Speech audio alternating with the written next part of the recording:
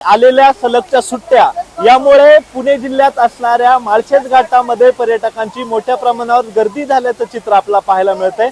सध्या मी माळशेज घाट परिसरात आहे आणि आपण जर माझ्या मागे पाहिलं तर या ठिकाणी जे धबधबे आहेत त्याचा आनंद जो आहे तो घेण्यासाठी या ठिकाणी पर्यटकांनी मोठी गर्दी केल्याचं आपल्याला पाहायला मिळतंय।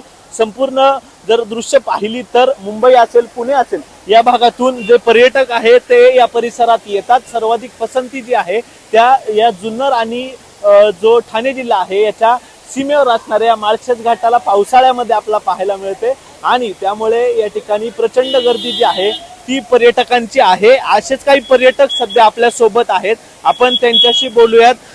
काय सांगाल, कुठून आला तुम्ही? पुणेमधून। किती वाजता निघाला होतात आणि काय काय पाहिलं? 6 वाजता। किती वाजता पोहोचले? आताच पोहोचले, अर्धा तास झाला मला। खूप सुंदर आहे, स्वच्छ पण आहे, सुंदर पण आहे आणि ते वॉटरफॉल बघायला आला।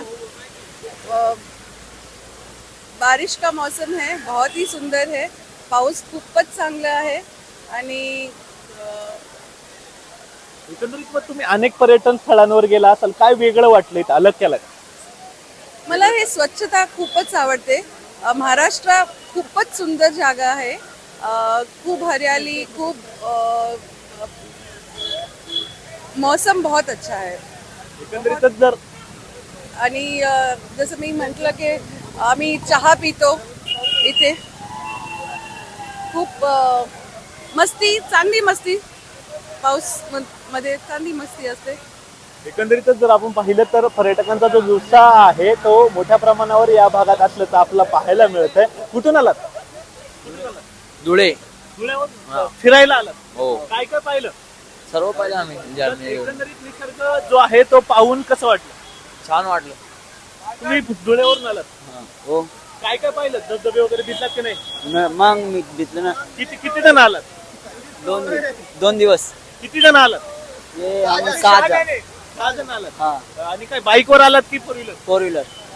तर आपण पाहिलं तर या ठिकाणी जो उत्साह आहे तो पर्यटकांचा आपल्या या ठिकाणी पाहायला मिळतो आणि सातत्याने जर ज्या सलगच्या सुट्ट्या आहेत या सलगच्या सुट्ट्यांमध्ये या भागांमध्ये पर्यटकांची जी गर्दी आहे ती देखील मोठ्या प्रमाणावर असल्याचं आपल्याला पाहायला मिळतं। आपण जर संपूर्ण परिसर जर पाहिला तर या ठिकाणी असंख्य जे आहेत ते धबधबे या भागात आहेत आणि असं असताना जे आहे ते अनेक पर्यटक येथे पसंती देतात। खरं तर लोणावळा असेल, पुण्यातील परिसर असेल या ठिकाणी प्रचंड गर्दी असते, त्यामुळे हा जो भाग आहे तो थोडा कमी गर्दीचा म्हणून ओळखला जातो आणि या ठिकाणी जे पर्यटक आहेत ते देखील येतात आणि त्यामुळे इथे संपूर्ण जे निसर्ग पर्यटन आहे यासाठी मोठी गर्दी ह्या पर्यटकांची होते आणि हा संपूर्ण जो परिसर आहे तो या ठिकाणी या पर्यटकांच्या गर्दीने तो बहरल्याचं आपल्याला पाहायला मिळतं। त्यामुळे संपूर्ण परिसरात जे आहे ते उत्साहाचं वातावरण आहे आणि सर्वत्र हिरवळ जी आहे ती पसरल्याचं पाहायला मिळतं। संपूर्ण जे परिसर आहे ते पर्यटकांची गर्दी जी आहे ती मोठ्या प्रमाणावर आपल्याला पाहायला मिळते। या पर्यटन क्षेत्राची जी आहे माळशेज घाटाची काय नेमकी विशेषता आहे? माळशेज घाट हा म्हणजे जुन्नर तालुक्यामध्ये येतो जास्त करून, आणि जुन्नर तालुका हा पर्यटन तालुका म्हणून आता घोषित झालेला आहे। त्यामध्येच जास्त गर्दीच्या ठिकाणी पुणे आणि मुंबई या दोन्ही भागांना जोडणारा जर भाग असेल तर मुंबईला जास्त करून मुंबईला माळशेज घाट येणारा जाण्यासाठी घाट हा जास्त पावसाचं प्रमाण असेल इथे येण्याचं गर्दी कमी, थोडंसं लोकांना येणं सोयीस्कर, त्यासाठी पर्यटन हा जास्त प्रमाणात इथे वाढणार आहे।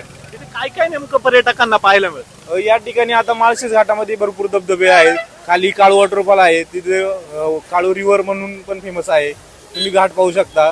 पुढे जुन्नरमध्ये थोडंसं पुढे गेलं तर किल्ला आहे, पुढे पिंपळगाव जोगा धरण आहे, ओझरचे गणपती, लेण्याद्री गणपती, अशी भरपूर ठिकाणी नाणेघाट पण आहे तुम्हाला पाहण्यासाठी। ही पर्यटन क्षेत्र भरपूर प्रमाणात फेमस आहे। नेहमीच पर्यटकांची गर्दी असते हो, या ठिकाणी म्हणजे जास्त बाकीच्या पण पावसाळ्यामध्ये पर्यटक हे जास्त प्रमाणात आहे। पुण्याहून मी प्रथमेश तांबे, LH मराठी, पुणे।